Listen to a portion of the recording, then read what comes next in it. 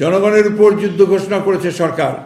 চারিদিকে শুধু অনিশ্চয়তা ও অস্থিরতা। সরকার প্রথম থেকে ছাত্রছাত্রীদের যৌক্তিক দাবি অস্বীকার করে নিষ্ঠুরভাবে দমন করতে প্রচেষ্টা চালিয়ে দেশকে ও নৈরাজ্যের দিকে নিয়ে যাচ্ছে।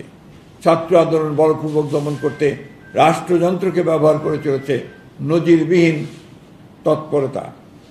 দেশে আজ অস্বাভাবিক পরিস্থিতি বিরাজ করছে। জনগণের উপর যুদ্ধ ঘোষণা করেছে সরকার। চারিদিকে শুধু অনিশ্চয়তা ও অস্থিরতা। এর সম্পূর্ণ দায় রাষ্ট্র পরিচালনায় ব্যর্থ এই অবৈধ আওয়ামী লীগ সরকারের। শিক্ষার্থীদের বৈষম্য বিরোধী আন্দোলন দমনে গণহত্যা, নৈরাজ্য, ধ্বংস, দমন, নিপীড়ন দেখে সারা বিশ্ব আজ স্তম্ভিত হয়েছে। সরকার ছাত্র, যুবক, শিশু, নারী সহ জনতাকে নির্বিচারে নির্দয়ভাবে হত্যা করে মানবতাকে হত্যা করেছে। সরকারের মানবতা বিরোধী সন্ত্রাসী কর্মকাণ্ডের বিরুদ্ধে বিশ্ব বিবেক আজ জাগ্রত হয়েছে। দেশ বিদেশে সরকার ধিক্কৃত ও ঘৃণিত হয়েছে।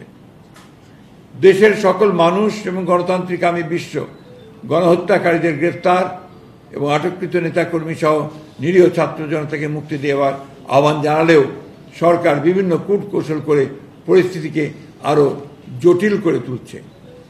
এসব দাবিতে ছাত্র জনতার কর্মসূচি বানচাল করতে সরকার আবারও নিরাপত্তা বাহিনী সহ ক্ষমতাসীন দলের নেতাকর্মীদেরকে ছাত্র জনতার উপর লেলিয়ে দিয়ে আরও হত্যা, নির্যাতন, দমন, নিপীড়ন অব্যাহত রেখেছে, যার ফলশ্রুতিতে সমগ্র দেশ আজ অগ্নিগর্ভ। শহর থেকে গ্রাম পর্যন্ত সকল জনপদ ছাত্র জনতার বিক্ষোভ, বিদ্রোহে মুখরিত। সমগ্র দেশের গণতান্ত্রিকামী মানুষ, সুশীল সমাজ, শিক্ষক, অভিভাবক, সাংবাদিক, আইনজীবী, লেখক, শিল্পী, সাহিত্যিক, শ্রমজীবী মানুষ সহ ধর্ম, বর্ণ, দল, মত নির্বিশেষে সকল শ্রেণী পেশার মানুষ স্বৈরাচারী সরকারের বিরুদ্ধে ছাত্র জনতার আন্দোলনে সমর্থন দিয়ে সামিল হয়ে গণজাগরণের সৃষ্টি করেছে। বাংলাদেশ জাতীয়তাবাদী দল, বিএনপি সহ অন্যান্য রাজনৈতিক দল আগে থেকেই গণতন্ত্র হত্যাকারী, ভোটাধিকার সহ জনগণের মৌলিক অধিকার হরণকারী, জাতীয় স্বার্থ বিপন্নকারী, জনদুর্ভোগ সৃষ্টিকারী, লুটেরা, দুর্নীতিবাজ আওয়ামী সরকারের পদত্যাগের দাবিতে আন্দোলন করে আসছে। সেই আন্দোলন দমন করতে সরকার হত্যা, গুম, দমন, নিপীড়নের শৃঙ্খলা চালিয়ে ফ্যাসিবাদী ও কর্তৃত্ববাদী দুঃশাসন কায়েম করার চেষ্টা করেছে।